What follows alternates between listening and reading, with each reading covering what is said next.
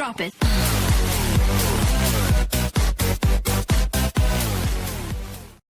Bracelet that said boldness on it, because I felt like I, at the beginning of this year, wasn't being bold enough. And as you were talking, You feel that you have not been being bold enough? I needed to put myself out there a little bit more. And as you were talking, I took it off and realized that I needed to be more joyful and not more bold.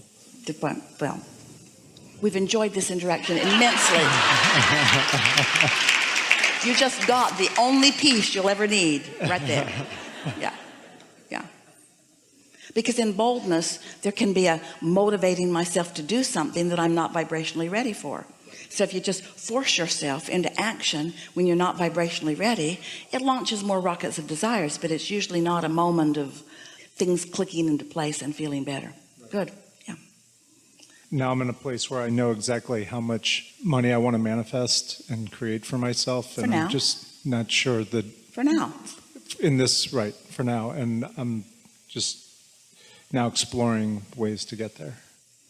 Well, you know how you made the definition that rather than being bold, what did you decide to be instead of bold? Joyful. Joyful. And in the joyfulness, there's a receptivity. So rather than trying to figure out how to accomplish the more money, all you got to do is figure out how to be more joyful in the moment, even not on the subject of money, because in your joy and therefore in your relaxation of resistance, then the impulses will come to you. And sometimes an impulse that comes does not even seem remotely, even though it is related to the outcome that you're seeking, but it's leading you to something that leads you to something that leads you to something that leads you to something that leads you to something that leads you to something. And then suddenly it all clicks in for you and you say, oh, now I see. Esther says on nearly a daily basis, I got this thought and I just let it flow, and it led to another thought, none of them all that precise about anything that I think I'm looking for, but one thought leads to another, and all of a sudden I'm standing in this garden of creation with all of the things that I've been asking for recently about a specific subject just being handed to me. It's almost like you have to go to the happy garden first, and then the peaceful garden, the happy peaceful garden. And you're not saying where's the money, where's the money, where's the money. You're saying, oh, what a happy peaceful garden. Even though money is in the vortex and it's active in your vibration, the absence of money isn't active when you're in a happy peaceful garden. And so since the absence of the money isn't active when you're in the happy peaceful garden, then you go into another part of the garden that is interesting, and it evokes from you some pointedness about something that you really like, and you start feeling preferences moving in you.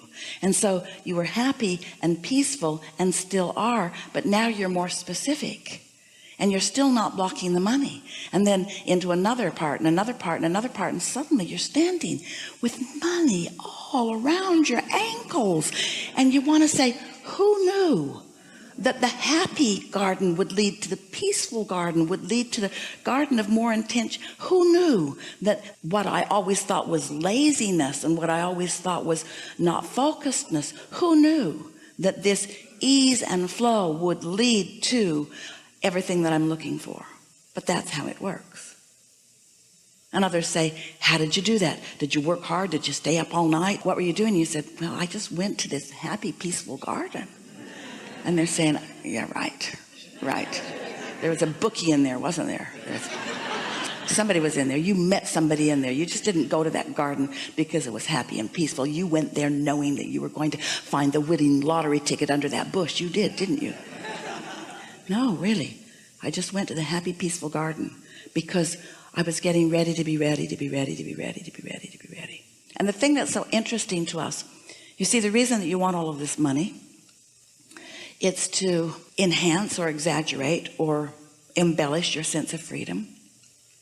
And it's to launch a whole lot of other things that are important to you also. But what it really is about feeling good. And if you can just find a way to feel good as you enter that garden. Someone says, how are you doing on your goal? Oh, I'm doing great. What are you doing? Feeling really good. What do you mean? You're working on your goals, right? Yeah. What are you doing? Feeling really good. No, really, what are you doing? Do you have plans? Do you have your company motto in place? And do you have a business plan in place? And you say, yeah.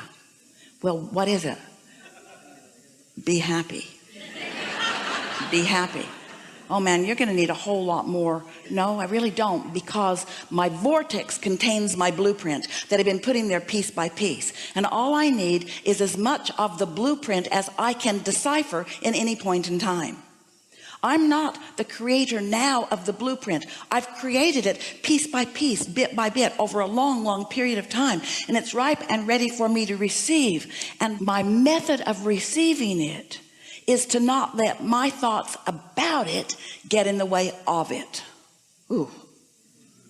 My way to receive it is by getting off the subject that still hasn't manifested and on a subject that I can acknowledge in this moment.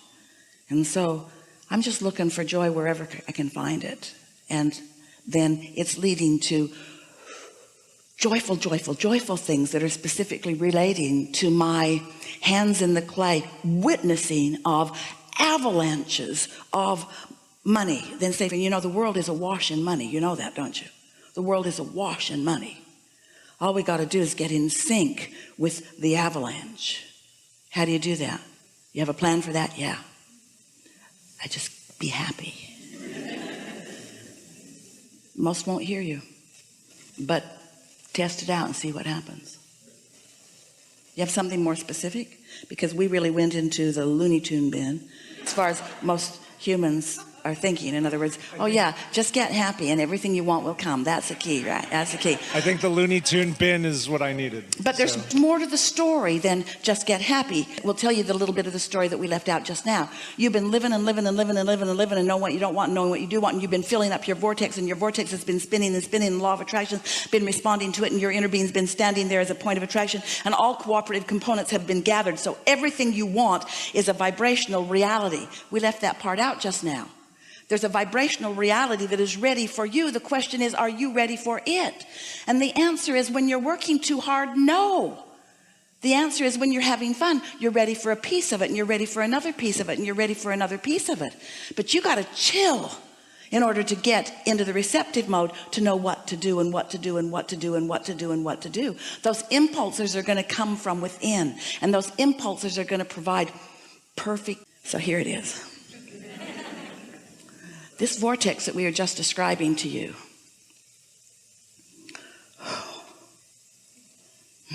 You're really going to like this. This vortex that we're describing to you, every piece of it, every piece of this vibrational reality has a physical counterpart. So all of the cooperative components and peoples and agencies and changes in laws, all of those pieces of your vortex have physical, flesh, blood, and bone, real life counterparts. So your inner being knows every single one of them that match every single one of those. Your inner being knows exactly what you want and how to help you get it. So all you have to do is tune in to what your vortex, in essence, knows, and to your degree of happiness, which is the same thing as saying to your degree of readiness. Your timing in the rendezvousing with all of those manifestations will occur. That's how thoughts turn to things. Some of these people aren't ready yet either, quite, but they're getting ready to be ready. And so when you tune in, then you'll know when to move forward. You'll know what to say when. You'll just sense, because your inner being knows. Talk about a coaching system. Talk about having a friend upstream. Talk about having not necessarily the most direct route to what you want, but certainly the most happy route to what you want. And after just a little bit of this, you'll come to know that nothing is off limits. Every idea that you have, and especially those that you're able to now verbalize, they're ready for you. Just don't get your cart before the horse, and just don't try to use your humanness to get it. Let the non-physical you guide the physical you to the other physical yous, so that all the physical yous can have the party that your non-physical yous have already been having. Something more? Nope. Really good.